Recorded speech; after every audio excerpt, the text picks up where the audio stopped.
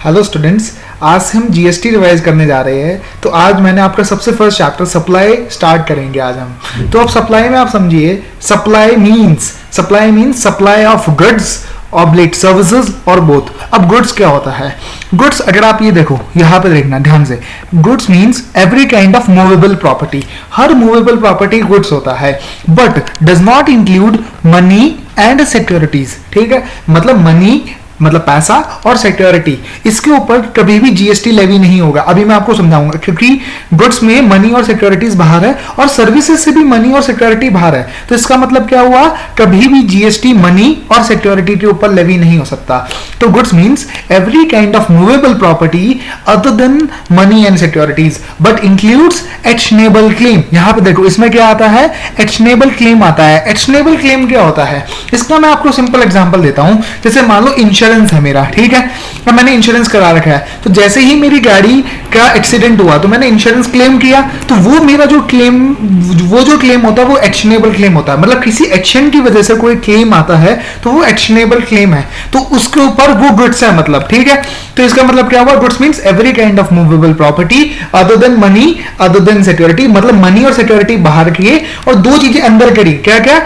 Actionable claim है ना, actionable claim हमेशा गुड्स है। तो और दूसरी चीज क्या गुड्स है? Things attach to the land.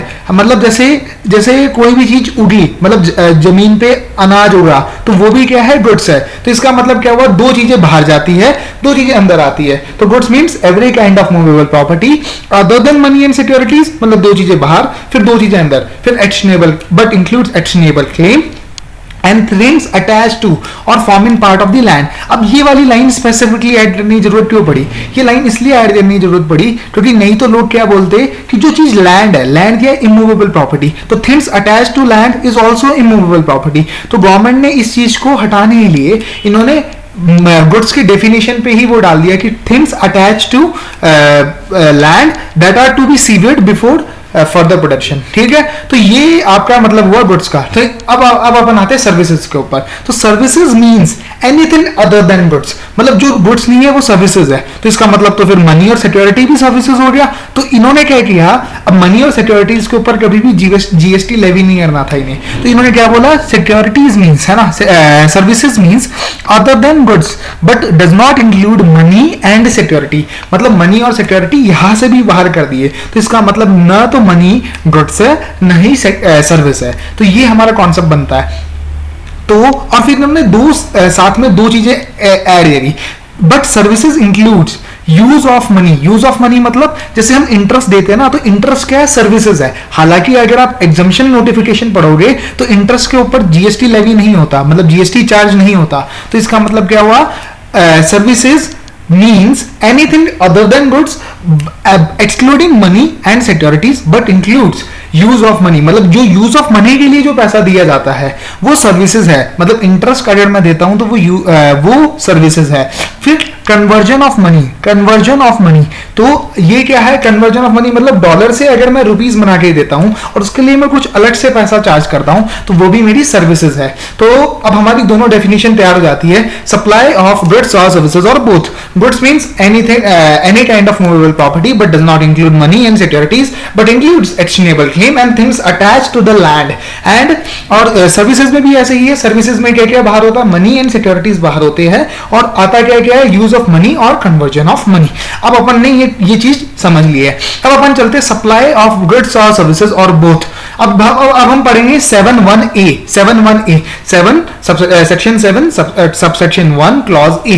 ये क्या बोलता है? For or consideration. Supply mean sale, transfer. यहां पे देखना ध्यान से, sale, transfer, barter, exchange, licence, rental, lease, disposal for or consideration in the course or furtherance of business. मतलब कंसिडरेशन के लिए होना चाहिए और in the course or furtherance of business होना चाहिए। मतलब for or consideration in the course or furtherance of business. मतलब 7(1)(a) में क्या होना चाहिए? कंसिडरेशन होनी चाहिए और in the course of furtherance of business होना चाहिए। अब अपन चलते 7(1)(b) में। अभी मैं आपको सुनाता हूं 7(1)(b) में क्या होगा? कंसिडरेशन होगी वेदर और not in the course or furtherance of business. देखो, अब ये देखो, पहले वाले में क्या होगा, कंसिडरेशन भी होगी और in the course of furtherance भी होगा। दूसरे वाले में क्या होगा, कंसिडरेशन होगा लेकिन इन द कोर्स ऑफ फर्दरेंस होना जरूरी नहीं है ना। तो इसमें क्या आता है, 7(1)(b) में आता है इंपोर्ट ऑफ सर्विसेज, ठीक है। अभी मैं समझाऊंगा आपको इसका क्या लॉजिक है। अब 7(1)(c), अब अपन चलते हैं 7(1)(c). 7(1)(c) में क्या होगा, मैंने बोला सबसे पहले कंसिडरेशन ही नहीं होगा इसके अंदर। मतलब क्या हुआ, देखो 7(1)(a) में क्या है, कंसिडरेशन भी है, इन द कोर्स ऑफ फर्दरेंस भी है। 7(1)(b) में क्या है, कंसिडरेशन है लेकिन इन the course of furtherance of business जरूरी नहीं है। मतलब अगर पर्सनल पर्पस के लिए भी है तो भी उस पर जीएसटी लेवी होता है, ठीक है। अब 7(1)(c) क्या है, 7(1)(c) में कंसिडरेशन ही नहीं है, तो आपको ऐसे समझना है। 7(1)(a) में क्या होता है, for a consideration in the course of furtherance of business, ठीक है, इन the course of furtherance of business. अब अपन समझते हैं कंसिडरेशन क्या होता है। 2 Clause 31 defines consideration. Consideration can flow from the recipient or the other person। अब यहां पे देखना ध्यान से, consideration can flow from the recipient और द अदर पर्सन।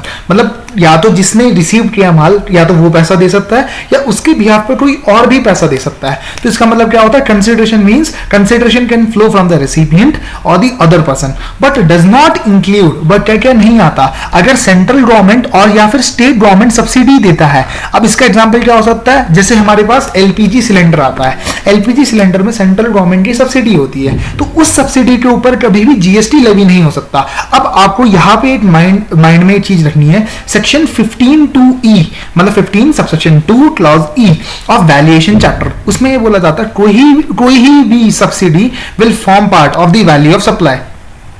15(2)(e) में क्या बोला है कि कोई भी subsidy will form part of the value of supply, मतलब चाहे सेंट्रल गवर्नमेंट की हो चाहे स्टेट गवर्नमेंट की हो या फिर किसी और पर्सन की हो। लेकिन अभी हमने क्या पढ़ा, कंसिडरेशन में क्या आता है, सेंट्रल गवर्नमेंट और स्टेट गवर्नमेंट की सब्सिडी बाहर है। तो अब आपको माइंड में क्या फाइनल कंक्लूजन ये है कि section 15(2)(e) read with section 231, ठीक है ना। तो इससे हम क्या कंक्लूजन ड्रॉ कर सकते हैं कि सेंट्रल गवर्नमेंट और स्टेट गवर्नमेंट की सब्सिडी तो हमेशा कंसिडरेशन नहीं बनेगी। 15(2)(e) में भी ये लिखा है, 15(2)(e) में भी ये लिखा है कि सारी सब्सिडी वैल्यू का पार्ट बनती है except subsidy from the central government और स्टेट गवर्नमेंट। तो इसका मतलब अगर क्वेश्चन में हमें दे रखा है 100 रुपए, जिसमें से 50 रुपए हमें अलग से सेंट्रल गवर्नमेंट और स्टेट गवर्नमेंट की सब्सिडी मिली है, तो इसका मतलब हमारी जो वैल्यू ऑफ सप्लाई होगी ना वो 100 रुपए ही होगी। अगर मान लो इसी सिचुएशन में हम चेंज कर देते, मैंने बोला 100 रुपए है और 50 रुपए मुझे होल्डिंग कंपनी से मेरी सब्सिडी मिला है, तो इसमें मेरी वैल्यू ऑफ सप्लाई क्या बनती, 100 + 50 मतलब 150।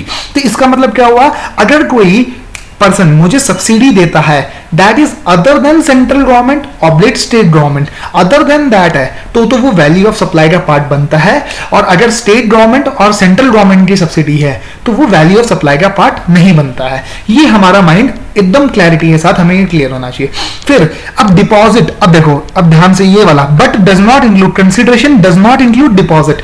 अब आपको याद होगा जियो ने हमें एक फोन दिया था जिसमें से 1500 रुपए हमसे डिपॉजिट लिए थे और बोला था 3 साल बाद हम आपको वापस करेंगे ये पैसा, है ना। तो ये जो डिपॉजिट है ना इसके ऊपर कभी भी जीएसटी लेवी नहीं हो सकता। क्यों, क्योंकि डिपॉजिट के ऊपर ये कंसिडरेशन नहीं है, क्योंकि ये भी हमें वापस मिलना है पैसा, तो डिपॉजिट के ऊपर कभी भी जीएसटी लेवी नहीं हो सकता except when deposit is applied for the consideration. मतलब मान लो उस जियो वाले ने अगर ये 1500 रुपए फोरफिट कर लिए कि आपने फोन रिटर्न नहीं किया 3 साल बाद, तो फिर जीएसटी लेवी होगा। मतलब डिपॉजिट के ऊपर कभी जीएसटी लेवी नहीं हो सकता, लेकिन तभी लेवी हो सकता है जब वो डिपॉजिट अप्लाई होता है एज ए कंसिडरेशन। तो अब मैंने क्या बोला था, 7(1)(a) में क्या थे, 2 एलिमेंट्स थे, कंसिडरेशन था और in the course of furtherance of business था। अब इसमें है ना, अब अपन समझते हैं 2 चीजें। अब मैंने यहाँ पे देखो इन द कोर्स ऑफ फर्दरेंस को समझाने के लिए ना 2 एग्जांपल लिए, एक कार और गोल्ड का एग्जांपल लिया है। अगर मान लो मैं एक इंडिविजुअल पर्सनल पर्पस के लिए जो कार थी उसे मैं बेचता हूं, तो क्या जीएसटी लेवी होगा? कभी भी नहीं होगा। क्यों? क्योंकि मैं एक इंडिविजुअल, मैंने ये कार अपनी बिजनेस के लिए थोड़ी ना बेची है, तो इसके ऊपर जीएसटी लेवी का तो सवाल ही नहीं उठता। तो मतलब कार के ऊपर अगर मैं पर्सनल पर्पस के लिए जो कार यूज करता था, अगर मैं उसे बेचता हूं तो उसके ऊपर कभी भी जीएसटी लेवी नहीं हो सकता। तो मतलब ये इन the course of furtherance of business नहीं है। अब आप ऐसे ही समझो ज्वेलरी शॉप है, तो जैसे मान लो मेरे पास जो ज्वेलरी है मैं उसे एक्सचेंज कराने के लिए ज्वेलरी वाले के पास जाता हूं, तो जो मैं उसे दे रहा हूं वो क्या दे रहा हूं, ज्वेलरी दे रहा हूं, और उससे क्या ले रहा हूं, बदले में ज्वेलरी ले रहा हूं। अब आप समझो ट्रांजेक्शन क्या है, जो मैं ज्वेलरी दे रहा हूं वो तो मेरी इन the course of furtherance of business में नहीं है, लेकिन जो वो मुझे वापस ज्वेलरी दे रहा है वो उसके लिए जो सेलर है उसके लिए तो इन the course of furtherance of business है, तो मतलब उसकी उस वाले ट्रांजैक्शन के ऊपर तो जीएसटी लेवी होगा, लेकिन जो मैं दे रहा हूं ज्वेलरी उसके ऊपर जीएसटी लेवी नहीं होगा। तो ये आपका कॉन्सेप्ट आता है 7(1)(a). 7(1)(a) में दोनों एलिमेंट्स है, कंसिडरेशन भी है और फर्दरेंस ऑफ बिजनेस भी है। 7(1)(b) क्या बोलता है?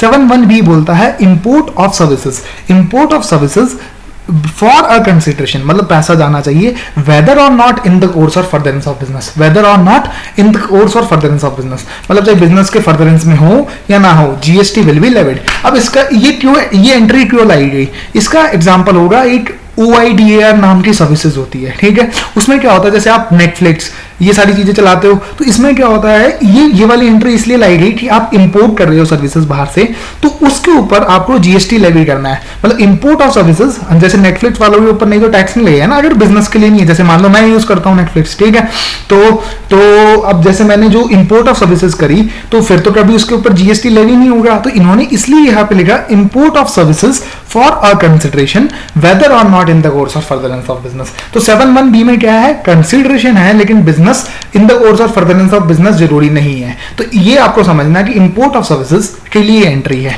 7(1)(c) में क्या है, कंसिडरेशन ही एब्सेंट है, कंसिडरेशन ही एब्सेंट है। तो इसके लिए इन्होंने क्या बोला, शेड्यूल 1 बनाया, शेड्यूल 1 बनाया, जिसमें क्या है कि आप क्या करते हो, विदाउट अ कंसिडरेशन आपकी सप्लाई होती है, ठीक है। अब अपन चलते हैं शेड्यूल 1 के ऊपर, है ना। शेड्यूल 1 में क्या है, शेड्यूल 1 में सबसे पहले सबसे इंपॉर्टेंट चीज है शेड्यूल 1 में पैरा 1। पैरा 1 में क्या है, permanent transfer or disposal of the business asset on which ITC has been availed. अब आप ध्यान से देखो, इसका मतलब क्या है, अगर मान लो मैं आईटीसी लेता हूं, अगर मैंने जिस एसेट के ऊपर आईटीसी लिया और वो मैंने डिस्पोज ऑफ कर दिया, तो वो भले ही विदाउट कंसिडरेशन होगा, मतलब मान लो एज ए मैंने सैंपल भी दिया ना, तो भी उसके ऊपर जीएसटी लेवी होगा। ये कॉन्सेप्ट है। अब लेकिन आपको ये चीज किसके साथ लिंक करनी है, ये आपको लिंक करना है 17(5)(h) के साथ, जो मना करता है कि कोई भी चीज अगर आप फ्री में सप्लाई करते हो, कोई भी चीज अगर आप फ्री में सप्लाई करते हो, तो आप उसका आईटीसी नहीं ले सकते।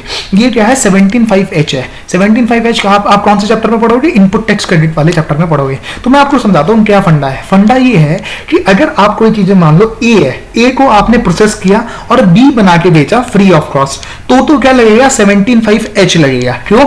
क्योंकि उसमें क्या हुआ, जो ए था वो बी बन चुका है। मतलब अगर ए ही रहता है तो लगता है शेड्यूल 1 का पैरा 1, मतलब उसे क्या मानते हैं, सप्लाई मानते हैं। अब अगर मान लो ए बी बन चुका है तो ए का हमें आईटीसी नहीं मिलेगा, ये वाला फंडा है। और अगर मान लो ए था और ए ही बिका, तो इसमें क्या होगा, ए का आईटीसी मिलेगा आपको और आपका क्या होगा, सप्लाई माना जाएगा ए वाला, ठीक है। अगर आप फ्री ऑफ कॉस्ट सप्लाई करते हो, मतलब मैं आपको समझाता हूँ ढंग से। अगर मान लो आप बटर है, बटर, ठीक है, तो बटर आप एज इट इज सप्लाई करते हो फ्री ऑफ कॉस्ट, तो वो क्या होगा, शेड्यूल 1 की पैरा 1 की सप्लाई माना जाएगा, क्योंकि अगर उसमें आपने आईटीसी लिया है, ठीक है, तो वो क्या माना जाएगा, वो आपकी शेड्यूल 1 की पैरा 1 की सप्लाई माना जाएगा। तो अगर मान लो उसमें क्या होगा, फिर मान लो 100 रुपए में आपकी फर्दर सप्लाई हुई और 80 रुपए में आपने परचेज किया, तो 80 का आईटीसी भी मिलेगा आपको और 100 रुपए की जो फर्दर सप्लाई है उसके ऊपर टैक्स भी देना पड़ेगा, ठीक है। अब अगर मान लो बटर था, बटर को आपने फर्निश किया और कुछ चीज बना के बेची आपने, ठीक है। जैसे मान लो बटर से आपने रोटी मतलब कुछ भी बनाया और बेचा आपने, ठीक है। तो फिर क्या होगा, जो बटर का आईटीसी होगा ना, वो आपको अगर मान लो वो फ्री ऑफ कॉस्ट बेचा आगे, तो वो फिर बटर का आईटीसी नहीं मिल पाएगा आपको। तो ये फंडा है। तो मतलब अगर आप सेम चीज बेचते हो तो लगता है शेड्यूल 1 पैरा 1, ठीक है। अगर आप उससे कोई दूसरी चीज बना के बेचते हो तो लगता है 17(5)(h), मतलब उसका आपको आईटीसी ही नहीं मिलेगा। ये कॉन्सेप्ट है। फिर अपन चलते हैं यहाँ पे पैरा 2। पैरा 2 में क्या है, ये है supply between deemed destined person. अब आप ये वाला कॉन्सेप्ट पढ़ोगे रजिस्ट्रेशन वाले चैप्टर में, लेकिन मैं आपको समझाता हूँ क्या चीज है। मान लो मेरी एक ब्रांच दिल्ली में है और दूसरी ब्रांच मेरी हरियाणा में है, ठीक है। तो अब क्या हुआ, ये दोनों डिफरेंट स्टेट और यूनियन टेरिटरीज हो गए। तो अब वैसे तो दिल्ली जीएसटी के पर्पज के लिए स्टेट ही माना जाता है, ना कि यूनियन टेरिटरी। ये वेरी वेरी इंपॉर्टेंट पॉइंट है। तो दिल्ली और हरियाणा क्या है, ये दोनों आपके दो डिफरेंट स्टेट हो गए। तो अब इनके इसमें मुझे भले ही मैं सेम हूं, मतलब मैं पर्सन सेम हूं, लेकिन तब भी मुझे रजिस्ट्रेशन अलग अलग लेना पड़ता है। तो हम इन्हें क्या बोलते हैं, डीम्ड डिस्टिंक्ट पर्सन। मतलब क्या होता है कि हरियाणा और दिल्ली को सेपरेट रजिस्ट्रेशन लेना पड़ेगा अगर वो सेम स्टेट में नहीं है। तो इसके बीच की जो सप्लाई होगी उसे भी हम डीम्ड सप्लाई मान लेंगे, अगर इवन विदाउट कंसिडरेशन, मतलब अगर कंसिडरेशन ना भी हुआ ना तो भी हम इसे क्या मान लेंगे, सप्लाई मान लेंगे, तो सप्लाई बिटवीन रिलेटेड पर्सन या फिर रिलेटेड पर्सन, मतलब या तो डीम्ड डिस्टिंक्ट पर्सन के बीच में, यहां पे देखना डीम्ड डिस्टिंक्ट पर्सन, ये देखो डीम्ड डिस्टिंक्ट पर्सन, या फिर सप्लाई बिटवीन रिलेटेड पर्सन। अब आप पूछोगे रिलेटेड पर्सन क्या होता है, तो रिलेटेड पर्सन की जो डेफिनेशन है वो दी है एक्सप्लेनेशन टू सेक्शन 15 के नीचे दे रखी है। एक्सप्लेनेशन टू सेक्शन 15 क्या बताता है, सेक्शन 15 किसका है, वैल्यूएशन का। मैं यहां पे आपको सेक्शन भी लर्न कराऊंगा, ठीक है। तो 7(1)(a) consideration in the course of furtherance of business, 7(1)(b) consideration है लेकिन वेदर और not in the course of furtherance of business, 7(1)(c) में कंसिडरेशन ही नहीं है, रेड विथ शेड्यूल 1, ठीक है। तो अब देखो, अब सप्लाई बिटवीन रिलेटेड पर्सन और डीम्ड डिस्टिंक्ट पर्सन, तो ये अगर इवन विदाउट कंसिडरेशन है तब भी इसे सप्लाई माना जाता है। तो अब रिलेटेड पर्सन क्या होते हैं, तो मैंने बोला ऑफिसर्स और they are officers or directors of one another's business, they are legally they are partners of one, they are partners, they are employer and employee, ठीक है, they are recognised employer and employee, ठीक है। अब जो third इसके वाला clause है ना वो वेरी इंपॉर्टेंट है। उसमें क्या बोला, अगर मैं एक में 25% की होल्डिंग रखता हूं और दूसरे में भी 25% की होल्डिंग रखता हूं, तो ये दो जो ए और बी है ना ये आपस में रिलेटेड हो जाएंगे। तो ये कॉन्सेप्ट है। तो मतलब अगर मेरी होल्डिंग एक में 25% है, दूसरे में भी 25% से ज्यादा है, तो वो दोनों दोनों आपस में रिलेटेड हो जाएंगे। अगर मान लो ए कंट्रोल्स बी तो वो भी रिलेटेड है, या फिर बोथ कंट्रोल्स दी थर्ड पर्सन, मतलब ए प्लस बी मिला के दोनों कंट्रोल करते हैं सी को, तो वो भी मतलब ए और सी तो रिलेटेड हुए, बी और सी तो रिलेटेड हुए ही हुए, ए और बी भी रिलेटेड हो गए, है ना। तो ये है। तो अब आप देखो members of the same family, ठीक है, members of the same family. अब ये वेरी वेरी इंपॉर्टेंट डेफिनेशन है, पता है क्यों, इसका रेलेवेंस आएगा जब मैं पैरा 4 पढ़ाऊंगा, पैरा 4 अभी जो आने वाला है, ठीक है। उसमें फैमिली क्या है, फैमिली में क्या होता है, spouse and children, spouse and children और ऑलवेज माई रिलेटिव, हमेशा मेरे स्पाउस और मेरे चिल्ड्रन हमेशा मेरे रिलेटिव रहेंगे, चाहे वो मेरे डिपेंडेंट हो या ना हो। लेकिन पेरेंट्स, ग्रैंड पेरेंट्स, यहाँ पे देखना parents, grand parents, brother, sister Holi और मेनली डिपेंडेंट होने चाहिए, तभी वो मेरे रिलेटिव होते हैं। मतलब वो अगर मेरे ऊपर डिपेंडेंट है तभी मेरे रिलेटिव है। तो इसका मतलब क्या हुआ, spouse and children always my relative. अब देखो parents, grand parent, brothers and sister तभी रिलेटिव होंगे जब वो मेरे ऊपर डिपेंडेंट होंगे, ठीक है। अब ये मेरा कॉन्सेप्ट आता पूरा, ठीक है। तो अब फैमिली की डेफिनेशन मैं आपको समझाऊंगा पैरा 4 में, जब अपन चाहेंगे ना शेड्यूल 1 के पैरा 4 में, तो बहुत इंपॉर्टेंट लिंक बनेगा आपका इसका। तो ये डेफिनेशन आप माइंड में लर्न कर लो। Spouse and children always my relative, parents, grand parent, brothers and sister will be relative if they are dependent on me, ठीक है। ये भी हो गया। अब यहाँ पे एक बड़ा इंपॉर्टेंट कॉन्सेप्ट आता है कि मान लो मैंने क्या बोला, हमेशा रिलेटिव वाली सप्लाई हमेशा वो माना जाता है, मतलब supply between related person without a consideration, तो भी हम उसके ऊपर जीएसटी लेवी करेंगे, है ना। तो अभी हमने क्या पढ़ा था, रिलेटिव में हमने क्या पढ़ा था, एम्प्लॉयर एंड एम्प्लॉयर रिलेटिव, ठीक है। तो अगर मान लो एम्प्लॉयर एम्प्लॉय को देता है फ्री गिफ्ट देता है, ठीक है, क्या देता है, फ्री गिफ्ट, है ना। गिफ्ट हमेशा फ्री होता है। तो अगर एम्प्लॉयर एम्प्लॉय को देता है गिफ्ट, जैसे मान लो उसे कैंटीन में खाना खिलाता है फ्री में, तो अगर मान लो उसकी जो वैल्यू है वो अगर अप टू 50,000 है तब तो कोई दिक्कत नहीं है, तब तक तो कोई दिक्कत नहीं है, ठीक है ना, तब तक को कोई प्रॉब्लम नहीं है। तो मतलब अगर अप टू 50,000 है, मतलब अगर मान लो, देखो मैं आपको ध्यान से समझाता हूँ, एम्प्लॉयर है और ये एम्प्लॉई है, तो अगर मैंने बोला पहली चीज तो ये है कि एम्प्लॉयर और एम्प्लॉय के बीच की जो भी सर्विस, मतलब एम्प्लॉयर को सर्विसेज देता है ना, वो शेड्यूल 3 में कवर है। शेड्यूल 3 मतलब क्या हुआ, ऐसी जो चीजें जो कि सप्लाई ही नहीं है, मतलब शेड्यूल 3 कौन सी चीजें बताता है, जो कि सप्लाई ही नहीं है, मतलब वो चीजें उसके ऊपर जीएसटी तो लेवी हो ही नहीं सकता। तो एम्प्लॉई अगर एम्प्लॉयर को सर्विसेज देता है तो उसके ऊपर कभी भी जीएसटी लेवी नहीं हो सकता। ये फंडा है, पहला है। लेकिन अब मान लो कि एम्प्लॉयर एम्प्लॉय को देता है फ्री गिफ्ट देता है, तो इसका मतलब क्या हुआ, फ्री गिफ्ट देता है, तो इसका मतलब क्या हुआ, एम्प्लॉयर सप्लाई कर रहा है अपने रिलेटेड पर्सन को। और मैंने क्या बोला था, रिलेटेड पर्सन। अब देखो पहले वाले में क्या था, एम्प्लॉय सर्विसेज दे रहा था एम्प्लॉयर को, तो वो तो माफ है, वो तो क्लियर है अपन को, वो तो कहा कवर है शेड्यूल 3 में। अब मान लो अगर एम्प्लॉयर सप्लाई देता है एम्प्लॉय को, अगर एम्प्लॉयर एम्प्लॉय को सप्लाई देता है तो ये क्या माना जाएगा, बिटवीन रिलेटेड पर्सन। तो अब हमने फंडा पढ़ा था कि इवन विदाउट अ कंसिडरेशन, अगर बिना कंसिडरेशन के भी हो तब भी इसे हम क्या मानते हैं, सप्लाई मानते हैं between related person. Schedule 1 para 2, है ना, ये अपना फंड है।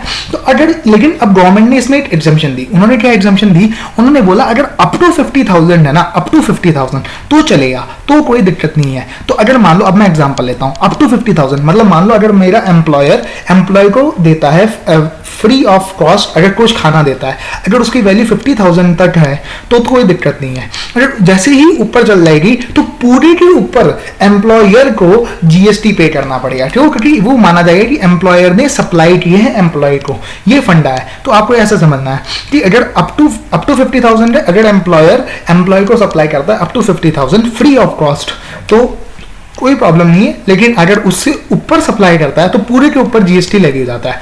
अब लेकिन आपको एक चीज समझनी है कि अगर एम्प्लॉयर, ये एम्प्लॉयर है, ये एम्प्लॉय है, अगर मान लो इसे 50,000 से ज्यादा कैश देता है ना, कैश देता है, कैश मतलब मनी, तो अब मैंने अभी आपको समझाया था goods does not include money and security, services also do not include money and securities। तो इसका मतलब क्या हुआ, मनी और सिक्योरिटी के ऊपर तो कभी जीएसटी लेवी नहीं हो सकता। तो अगर मान लो एम्प्लॉयर मनी देता है तो वो क्या होगा, उसके ऊपर भले ही वो 50,000 से ज्यादा भी होगा तो भी लेवी नहीं हो सकता, तो भी जीएसटी लेवी नहीं हो सकता।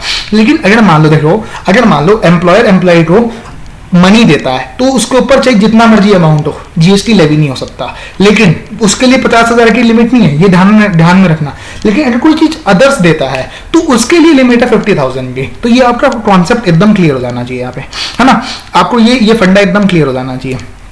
अब अपन चलते हैं एडिशनल प्लेस ऑफ बिजनेस का कॉन्सेप्ट। अभी जैसे मैंने आपको क्या समझाया था, डीम्ड डिस्टिंक्ट पर्सन का कॉन्सेप्ट समझाया था। डीम्ड डिस्टिंक्ट मतलब क्या होता है, हरियाणा और दिल्ली एग्जांपल लिया था मैंने कि मेरी एक ब्रांच हरियाणा में है, दूसरी ब्रांच मेरी दिल्ली में, तो ये क्या हुआ, आपस में डीम्ड डिस्टिंक्ट पर्सन, और इनके बीच की जो सप्लाई होगी वो क्या मानी जाएगी, इवन विदाउट कंसिडरेशन, तो भी हम इसके ऊपर जीएसटी लेवी करेंगे। ये फंडा था। अब मान लो additional place of business concept क्या है, मान लो मेरे हरियाणा में ही 2 आउटलेट्स है, ठीक है, तो अब मैंने क्या बोला कि मैं दोनों आउटलेट्स का एक ही रजिस्ट्रेशन ले लेता हूं, एक ही रजिस्ट्रेशन, तो ऐसा अलाउड है जीएसटी में। तो जो मेरा फर्स्ट आउटलेट हुआ वो तो मेरा प्रिंसिपल प्लेस ऑफ बिजनेस हो गया, और जो सेकंड आउटलेट हुआ वो मेरा क्या हुआ, additional place of business. Additional place of business मतलब क्या हुआ, ये मेरा ही ब्रांच है सेम स्टेट में और जिसका सेम रजिस्ट्रेशन है।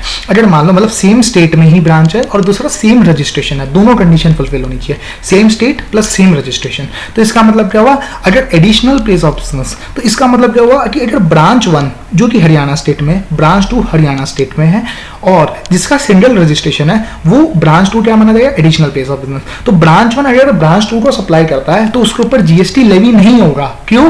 क्योंकि वो तो सेम ही बनना है ना, उसका जीएसटी रजिस्ट्रेशन ही सेम है। तो अगर आपको क्वेश्चन में ध्यान से पढ़ना, अगर आपको दे रखा है डीम्ड डिस्टिंक्ट पर्सन तो जीएसटी लेवी होगा, और अगर एडिशनल प्लेस ऑफ बिजनेस दे रखा है तो जीएसटी नहीं लेवी होगा। ये आपका फंडा एकदम माइंड में बैठ जाना चाहिए। अब अपन चलते हैं यहाँ पे, अभी आपको मैंने ये समझाई दिया था कि एम्प्लॉयर एम्प्लॉय ना शेड्यूल 3 में कवर है, शेड्यूल 3 में, है ना। शेड्यूल 3 कौन सी ट्रांजैक्शन बताता है, जिसके ऊपर जीएसटी मतलब जो सप्लाई ही नहीं है, जो चीज सप्लाई ही नहीं है तो जीएसटी की तो बात ही नहीं आती उसके ऊपर। तो अब अपन चलते हैं principal to agent, very very important, ये ध्यान से समझना। पैरा नंबर 3, अगर मान लो प्रिंसिपल एजेंट को सप्लाई करता है और एजेंट प्रिंसिपल को सप्लाई करता है तो ये इसके ऊपर जीएसटी लगेगा इवन विदाउट अ कंसिडरेशन। अगर ये बिना कंसिडरेशन के भी होती है तो भी इसके ऊपर जीएसटी लगेगा, ये समझना आपको चीज, ठीक है। अब आप समझो इसका मतलब क्या हुआ, अगर प्रिंसिपल एजेंट को देता है और एजेंट प्रिंसिपल को देता है। अब देखो इसका मतलब क्या होता है, इसका मतलब ये हुआ प्रिंसिपल ने एजेंट को दिया और एजेंट ने आगे बेचा।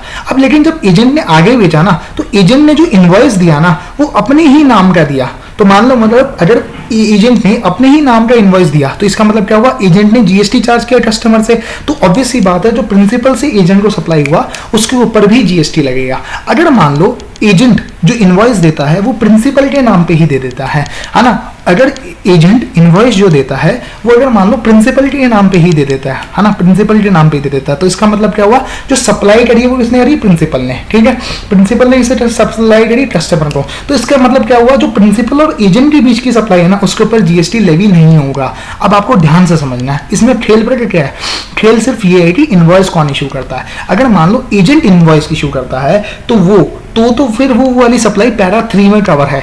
अगर मान लो एजेंट इनवॉइस इशू करता है तो प्रिंसिपल और एजेंट के बीच की सप्लाई के ऊपर जीएसटी लेवी होगा। लेकिन अगर मान लो प्रिंसिपल ही डायरेक्टली इनवॉइस कर देता है कस्टमर को, तो फिर जो प्रिंसिपल और एजेंट के बीच की सप्लाई है ना उसके ऊपर जीएसटी लेवी नहीं होगा। और एजेंट क्या चीज का इनवॉइस रेज करेगा, सिर्फ अपने कमीशन का इनवॉइस रेज करेगा। तो इसका मतलब क्या हुआ, अगर एजेंट इनवॉइस देता है कस्टमर को, एजेंट अगर इनवॉइस देता है कस्टमर तो तो इसका मतलब ये हुआ कि अगर एजेंट इनवॉइस देता है कस्टमर को, तो जो प्रिंसिपल सप्लाई करता है एजेंट को, उसके ऊपर भी जीएसटी लगेगा। और अगर डायरेक्टली प्रिंसिपल सप्लाई करता है कस्टमर को, मतलब एजेंट सिर्फ एक मीडिएटर है, तो एजेंट क्या करेगा, कमीशन का बिल रेज करेगा प्रिंसिपल के ऊपर, और प्रिंसिपल क्या करेगा, डायरेक्टली कस्टमर को बिल रेज करेगा। तो ये फंडा है, तो ये आपको समझना है ना। तो ओनली, अब देखो, प्रिंसिपल टू एजेंट और एजेंट टू प्रिंसिपल तभी सप्लाई माना जाएगा जब वो only when the agent issues the invoice in his name, मतलब जब एजेंट अपने ही नाम में इनवॉइस इशू करता है तभी वो ये वाली सप्लाई पैरा 3 में कवर होगी। अब इसके साथ में डेल क्रेडिट एजेंट का कॉन्सेप्ट है, वो मैं आपको क्या करता हूं अभी समझाता हूं, आपको जबरदस्त तरीके से लिंकेज होगी फिर, ठीक है। तो अब यहाँ पे आओ, आप डेल क्रेडिट एजेंट का मैं कॉन्सेप्ट समझाता हूं आपको, 2 मिनट। अब देखो इसमें क्या है, प्रिंसिपल ने एजेंट को सप्लाई किया, ये देखो प्रिंसिपल ने पी ने ए को सप्लाई किया और ए ने कस्टमर को सप्लाई किया, और इनवॉइस ना अपने ही नाम में रेज किया। मतलब ये क्या हुआ, ये पैरा 3 वाला एजेंट हो गया। मतलब इसका मतलब क्या हुआ, ये वाली जो सप्लाई है ना, पी ने जो ए को सप्लाई करी, ये शेड्यूल 1 में कवर होगी, ये शेड्यूल 1 में कवर होगी। क्यों? क्योंकि एजेंट ने अपने ही नाम में कस्टमर को इनवॉइस दिया। तो इसका मतलब क्या हुआ, एजेंट ने कस्टमर को इनवॉइस जो दिया वो अपने ही नाम में दिया। अब आपको अगर एक चीज पता होगी कि डेल क्रेडिट एजेंट पता क्या होता है, वो क्या होता है, जैसे एजेंट हूं मैं, मान लो, ठीक है, ये प्रिंसिपल है, तो मैं क्या करूंगा, प्रिंसिपल को आज ही पेमेंट कर दूंगा और कस्टमर से मैं 15 दिन बाद में पेमेंट लूंगा, लेट्स सपोज जो भी नंबर ऑफ डेज है। तो इसका मतलब क्या हुआ, मैं कस्टमर से थोड़ा सा ज्यादा पैसा लूंगा in the name of interest, in the name of interest, है ना। और मैंने आपको क्या बनाया था अभी ऊपर, services include the use of money, है ना, services include the use of money. और मैंने उसके साथ साथ आपको एक चीज बताई थी कि इंटरेस्ट वैसे तो एग्जम्प्ट है, इंटरेस्ट के ऊपर कभी भी जीएसटी नहीं लगता, लेकिन एक सेक्शन है 15(2)(d), मतलब सेक्शन 15 मतलब वैल्यूएशन का सेक्शन है, 15 सबसेक्शन 2 क्लॉज डी, ये बोलता है कि interest, late fees, penalty for delayed payment, अगर मैं मान लो कस्टमर, जैसे मान लो इसमें क्या हुआ, वैल्यू के साथ साथ अगर मैं इंटरेस्ट लेवी करता हूं, मतलब मान लो 100 रुपए चीज दी मैंने आपको, और मैंने बोला 10 दिन के अंदर अंदर अगर आपने मुझे पैसा नहीं दिया तो मैं आपसे 10 रुपए इंटरेस्ट लूंगा, तो फिर क्या होगा, फिर वो इंटरेस्ट नेचर का नहीं रह जाता, वो तो ये माना जाता है फिर वैल्यू ऑफ सप्लाई है। मतलब क्या होता है, अगर 100 रुपए के साथ मैंने 10 रुपए का इंटरेस्ट लिया आपसे उस 100 रुपए के लिए जो चीज दी थी आपको, तो वो फिर जीएसटी जो लेवी होगा ना, वो 110 के ऊपर लेवी होगा। मतलब उसका जो लेवी होगा ना इंटरेस्ट के ऊपर, वो कितने के ऊपर लेवी होगा, 110 के ऊपर, ना कि 100 के ऊपर। लेकिन वैसे मैंने आपको क्या बताया था कि अगर सिर्फ यूज ऑफ मनी है ना, सिर्फ यूज ऑफ मनी, तो क्या होगा, तो फिर वो एग्जामिशन नोटिफिकेशन में कवर है और उसके ऊपर जीएसटी लेवी नहीं होता। मतलब मैं सिंपल अपनी बात को क्लैरिफाई करता हूं, मैंने ये बोला कि अगर मैं 100 रुपया सामान देता हूं और साथ में मैं 10 रुपए इंटरेस्ट लेता हूं, तो उसके ऊपर जो जीएसटी होगा ना, वो पूरे 110 के ऊपर लेवी होगा, है ना, 110 के ऊपर लेवी होगा। नहीं, अगर मान लो मैं सिर्फ 100 रुपए उधार देता हूं और मैं 100 के साथ 100 रुपए भी वापस लेता हूं और 10 रुपए इंटरेस्ट वापस लेता हूं, तो फिर 10 रुपए का जो इंटरेस्ट है ना, उसके ऊपर जीएसटी लेवी नहीं होगा। तो इसका मतलब क्या हुआ, वो एग्जम्प्ट है ना, वो इंटरेस्ट एग्जम्प्ट है। तो इसका मतलब क्या हुआ, अगर वैल्यू के साथ साथ मैं इंटरेस्ट लेता हूं, मतलब वैल्यू ऑफ सप्लाई के साथ साथ मैं इंटरेस्ट लेता हूं, तो जैसे मान लो मैंने एक बंदे को वॉच दी, ठीक है, वॉच दी 100 रुपए की, और मैंने 100 रुपए उसने टाइम पे नहीं दिए, तो मैंने 10 रुपए और लिए उससे, तो मतलब मैंने 110 रुपए लिए। तो ये माना जाएगा कि जो वॉच मैंने सप्लाई करी है ना, वो मैंने 110 की सप्लाई करी है। अगर यही मान लो मैं दूसरे बंदे को मैं क्या देता, पैसा देता, उधार देता, और 10 रुपए के साथ साथ, मतलब 100 रुपए तो लेते ही लेता और 10 रुपए ब्याज लेता, तो फिर वो जो 10 रुपए था वो माफ होता, मतलब उसके ऊपर इंटरेस्ट के ऊपर एग्जामिशन नोटिफिकेशन में वो कवर हो जाता। तो इसका मतलब ये है कि अगर वैल्यू ऑफ सप्लाई के साथ साथ इंटरेस्ट लिया आपने, मतलब किसी सप्लाई के साथ साथ इंटरेस्ट लेते हो आप, तो वो वैल्यू ऑफ सप्लाई का पार्ट बनता है एज पर सेक्शन 15(2)(d। अगर इंडिविजुअली मैं सप्लाई करूं तो वो एग्जम्प्ट होता है। तो अब इसमें क्या हुआ, प्रिंसिपल ने एजेंट को दिया, एजेंट ने कस्टमर को दिया। अब इनवॉइस किसने इशू किया, ए ने कस्टमर को इनवॉइस इशू किया 100 रुपए का, और अब कस्टमर ने क्या दिए, 100 रुपए तो दिए ही दिए। अब कस्टमर ने थोड़ी सी लेट पेमेंट करी, तो उसने क्या किया, 10 रुपए इंटरेस्ट भी दिया। तो अब आप ये समझो कि जब ये वाली ट्रांजेक्शन हुई जहां पे एजेंट ने कस्टमर को, देखो पी है, ये ए है, ये कस्टमर है, तो अब पी ने ए को बेचा 100 रुपया, तो ए ने आज ही इसे 100 रुपए दे दिए, है ना, आज ही इसे 100 रुपए दे दिए, तो इसका काम तो खत्म हो गया और इसके लिए सप्लाई मांगी गई एज पर शेड्यूल 1। अब ए ने कस्टमर को बिल रेज किया कितने रुपए का, 100 रुपए का, लेकिन उसने क्या किया, 15 दिन बाद में पैसे दिए, तो उससे 10 रुपए इंटरेस्ट भी लिया। तो एज पर सेक्शन 15(2)(d वो 10 रुपए क्या हुआ, वो एज वैल्यू ऑफ सप्लाई का पार्ट बना। तो टोटल वैल्यू ऑफ सप्लाई क्या बन गई, 100 + 10, 110 रुपए, है ना, ये आपका फंडा हुआ। तो इसका मतलब क्या हुआ, इसमें जो एजेंट जो कस्टमर से जीएसटी लेवी करेगा वो 110 के ऊपर लेवी करेगा, ना कि 100 के ऊपर। अगर ये मान लो, अगर अब क्या होता, अब दूसरा मॉडल पता क्या सा है, दूसरा मॉडल मैं समझाता हूँ आपको कि मान लो प्रिंसिपल ने एजेंट को सप्लाई किया, अब एजेंट ने अपने नाम में इनवॉइस नहीं इशू किया, अब प्रिंसिपल ने ही डायरेक्टली कस्टमर को इनवॉइस इशू कर दिया, ठीक है। अब प्रिंसिपल ने डायरेक्टली कस्टमर को इनवॉइस इशू किया, है ना, तो अब क्या हुआ, अब एक तरीके से आप समझो, प्रिंसिपल ने जब डायरेक्टली कस्टमर को इनवॉइस इशू किया तो सप्लाई इसकी भी प्रिंसिपल टू कस्टमर, और मतलब प्रिंसिपल टू एजेंट वाली सप्लाई नहीं मानी जाएगी एज पर शेड्यूल 1। तो इसका मतलब क्या हुआ, अब मान लो एजेंट ने 100 रुपए आज ही दे दिए प्रिंसिपल को, और वो एजेंट ना 110 रुपए लेगा कस्टमर से, है ना। तो अब ये जो 10 रुपए है ना वो प्योर इंटरेस्ट बन चुका है, क्यों, क्योंकि ए ने सी को फाइनेंस किया है 100 रुपए, क्योंकि इसने सप्लाई के रिलेशन में तो नहीं दिया ना उसे। मतलब आप समझो, सिंपल सा फंडा पता क्या है, अगर मान लो ए अपने नाम में इनवॉइस इशू करता है और वो कस्टमर से 100 रुपए के अलावा कुछ और भी लेता है, मतलब इंटरेस्ट के नाम से, तो वो वैल्यू ऑफ सप्लाई का पार्ट बनेगा, मतलब 110 रुपए के ऊपर जीएसटी लगेगा। लेकिन अगर मान लो प्रिंसिपल ने इनवॉइस इशू किया, ठीक है, प्रिंसिपल ने डायरेक्टली इनवॉइस इशू किया कस्टमर को, है ना, प्रिंसिपल ने डायरेक्टली इनवॉइस इशू किया कस्टमर को, तो अब एजेंट क्या कर रहा है, उस कस्टमर को एक तरीके से फाइनेंस कर रहा है, मतलब उसने 100 रुपया लोन दिया उसे। अब जो उसे मिलेगा ना वो क्या मिलेगा, इंटरेस्ट है, और वो एग्जम्प्ट होगा, मतलब नोटिफिकेशन के अंदर, मतलब वो उसके ऊपर जीएसटी लेवी नहीं होगा। तो मतलब इसके ऊपर, इस वाले नीचे वाले में कितने रुपए के ऊपर जीएसटी लेवी होगा, 100 रुपए के ऊपर, और ऊपर वाले में कितने के ऊपर लेवी होगा, 110 के ऊपर। तो आपको ये वाला कॉन्सेप्ट भी समझ आ गया होगा। तो आप ये समझो कि अगर एजेंट अपने ही नाम में इनवॉइस इशू करता है तो वो ये माना जाएगा कि वो एजेंट की सप्लाई है, और वो अगर उसके लिए कुछ इंटरेस्ट चार्ज करता है तो वो वैल्यू ऑफ सप्लाई का पार्ट बनेगा। लेकिन अगर मान लो प्रिंसिपल डायरेक्टली सप्लाई करता है, ठीक है, प्रिंसिपल डायरेक्टली सप्लाई करता है कस्टमर को और एजेंट कस्टमर से इंटरेस्ट चार्ज करता है, तो इसका मतलब क्या हुआ, एजेंट सिर्फ इंटरेस्ट ले रहा है और उसके ऊपर जीएसटी लेवी नहीं होगा, क्योंकि वो एग्जम्पशन नोटिफिकेशन में कवर हो जाएगा। तो ये आपको कॉन्सेप्ट एकदम क्रिस्टल क्लियर हो जाना चाहिए, ठीक है। अब आपका ये डेल क्रेडिट एजेंट हो गया। अब आप आइए para number 4, very very important, ठीक है। अब ये क्या होता है, इंपोर्ट ऑफ सर्विसेज। अभी आप बोलोगे सर हमने तो ये ऊपर भी पढ़ा था 7(1)(b) के अंदर इंपोर्ट ऑफ सर्विसेज, ठीक है। लेकिन 7(1)(b) में क्या था, कंसीडरेशन था, ऊपर क्या था, कंसीडरेशन था, और in the course of furtherance of business नहीं था। लेकिन देखो वेदर, देखो यहाँ पे क्या बोला था मैंने, कंसीडरेशन तो था, यहाँ पे कंसीडरेशन था चाहिए, और in the course of furtherance of business हो भी सकता है, नहीं भी हो सकता, ये फंडा था 7(1)(b) के अंदर। अब आप आओ शेड्यूल 1 के पैरा 4 के अंदर। शेड्यूल 1 के पैरा 4 के अंदर जब आप आते हो तो यहाँ पे क्या, इंपोर्ट ऑफ सर्विस तो है, इंपोर्ट ऑफ सर्विस को है, लेकिन यहाँ पे कंसीडरेशन नहीं है ना। यहाँ पे क्या है, कंसीडरेशन नहीं है, मतलब पहला एलिमेंट मिसिंग है। और ये कहाँ से आप इंपोर्ट कर रहे हो, यहाँ पे आप इंपोर्ट कर रहे हो किसी रिलेटेड पर्सन से, रिलेटेड पर्सन अभी हमने पढ़ा था, अभी आप ध्यान से याद रखना वो वाली डेफिनेशन, ठीक है। रिलेटेड पर्सन से, या फिर आपकी ही कोई एस्टेब्लिशमेंट आउटसाइड इंडिया है, उससे आप क्या कर रहे हो, इंपोर्ट कर रहे हो, मतलब आप क्या कर रहे हो, import of services from the related person और द एस्टेब्लिशमेंट आउटसाइड इंडिया, है ना। मतलब आप इंपोर्ट ऑफ सर्विसेज कर रहे हो विदाउट कंसिडरेशन। कहां से इंपोर्ट कर रहे हो, फ्रॉम रिलेटेड पर्सन और एस्टेब्लिशमेंट आउटसाइड इंडिया, मतलब आप इंपोर्ट ऑफ सर्विस कर रहे हो without consideration from related person और एस्टेब्लिशमेंट आउटसाइड इंडिया।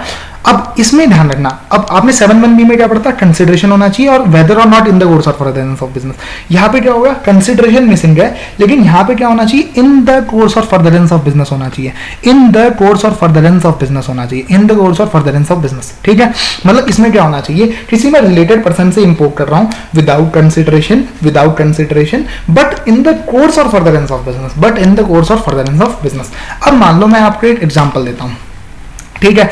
मैं अपने सन से कोई सर्विसेज इंपोर्ट कर रहा हूं फॉर माई हाउस, ठीक है, फॉर माई हाउस, और विदाउट कंसिडरेशन है। तो विदाउट कंसिडरेशन है मतलब क्या हुआ, वो 7(1)(b) में तो कवर हुआ नहीं, ठीक है, 7(1)(b) में कवर हुआ नहीं, ठीक है। अब आप ध्यान से चलना, मैं अपने सन से इंपोर्ट कर रहा हूं सर्विसेज फॉर माई हाउस, है ना। तो मैंने बोला वो 7(1)(b) में कवर नहीं हुआ, 7(1)(b) में इसलिए कवर नहीं हुआ, यहाँ पे देखो आप इस वाले सेक्शन में इसलिए कवर नहीं हुआ, यहाँ पे इसलिए नहीं कवर हुआ क्योंकि यहाँ पे कंसिडरेशन ही नहीं है, क्योंकि मैं फ्री ऑफ कॉस्ट मंगवा रहा हूँ। तो इसका मतलब क्या हुआ, अब मुझे चलना है शेड्यूल 1 के पैरा 4 के अंदर। मेरी इंपोर्ट ऑफ सर्विसेज है फ्रॉम माई रिलेटेड पर्सन है, ठीक है, फ्रॉम माई रिलेटेड पर्सन है, विदाउट कंसिडरेशन है, बिल्कुल सही बात है, तीनों कंडीशन मीट हो रही है, लेकिन चौथी कंडीशन नहीं मीट हो रही, इन the course of furtherance of business, ये वाली कंडीशन नहीं मीट हो रही। क्यों, क्योंकि मैंने अपने हाउस के लिए मंगाया है, तो इसके ऊपर जीएसटी लेवी नहीं होगा। अब मान लो, अगर मैं यही मान लो, मैं दूसरा एग्जांपल लेता हूं, मैंने सन से इंपोर्ट करी अपनी सर्विसेज और मैंने कहा यूज करी, अपने हाउस के अंदर यूज करी, मतलब हाउस नहीं, मैंने अपनी ऑफिस बिल्डिंग बनाने के लिए यूज करा।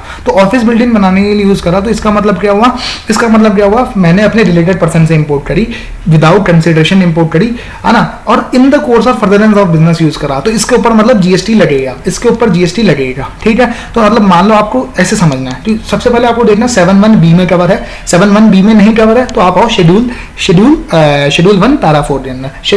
7(1)(b) में तभी कवर होगा जब कंसिडरेशन होगा, अगर कंसिडरेशन नहीं है तो सीधा आ जाओ आप शेड्यूल 1 पैरा 4 के अंदर। फिर आपको क्या क्या टेस्ट करना है, फिर आपको देखना इंपोर्ट होना चाहिए, फिर रिलेटेड पर्सन होना चाहिए, फिर तीसरा विदाउट कंसिडरेशन होना चाहिए, फिर चौथा इंपॉर्टेंट पॉइंट क्या है, इन the course of furtherance of business होना चाहिए। अब मान लो, अब मैं आपको थोड़ा सा एग्जांपल चेंज करता हूं, मैंने बोला कि मैं अपने ब्रदर से इंपोर्ट करता हूं सर्विसेज। ब्रदर जो कि मेरा एक लॉयर है, मतलब वेल एस्टेब्लिश्ड है वो बंदा, ठीक है। तो ब्रदर मेरा, आपको मैंने समझाया था, spouse and children always my relative, ठीक है, हमेशा वो रिलेटिव होते हैं चाहे मेरे ऊपर डिपेंडेंट हो या ना हो।